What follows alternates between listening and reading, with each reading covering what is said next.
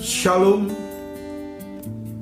Bapak Ibu yang dikasihi oleh Tuhan. Pada kesempatan yang baik ini kita bersyukur diberi hidup oleh Tuhan.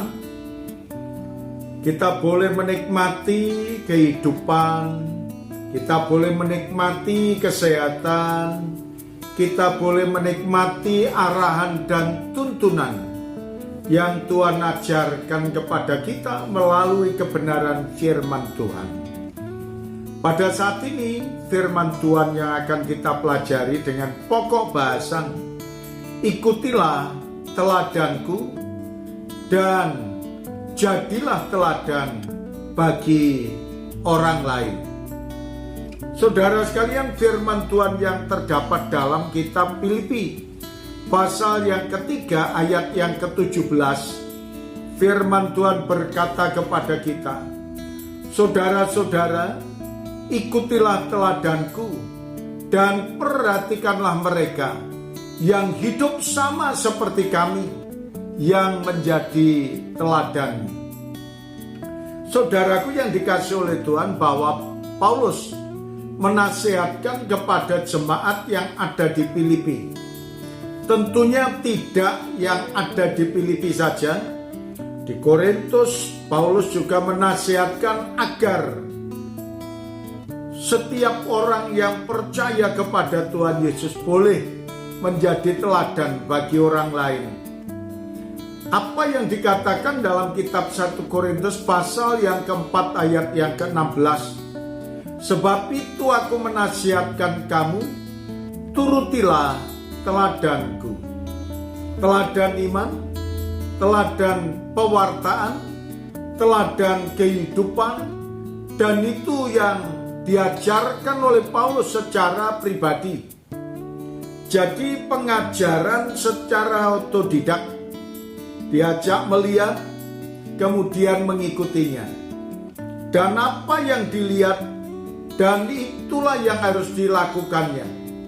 Maka apa yang dikatakan Paulus, ikutilah teladanku. Demikian pula dalam kitab 1 Timotius pasal yang keempat ayat yang ke-12. Walaupun dia masih muda, tapi nasihatnya supaya saudara dan saya menjadi teladan.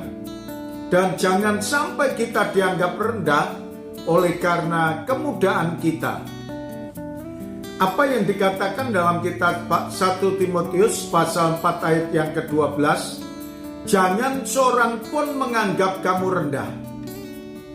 Karena engkau muda, jadilah teladan bagi orang-orang percaya dalam perkataanmu, dalam tingkah lakumu, dalam kasihmu, dalam kesetiaanmu, dan dalam kesucianmu.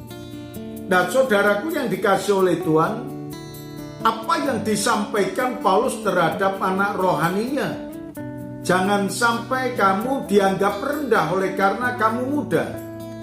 Tetapi kalau kita masih muda, namun kedewasaan rohani semakin bertambah tinggi dan dapat menjadi teladan bagi banyak orang.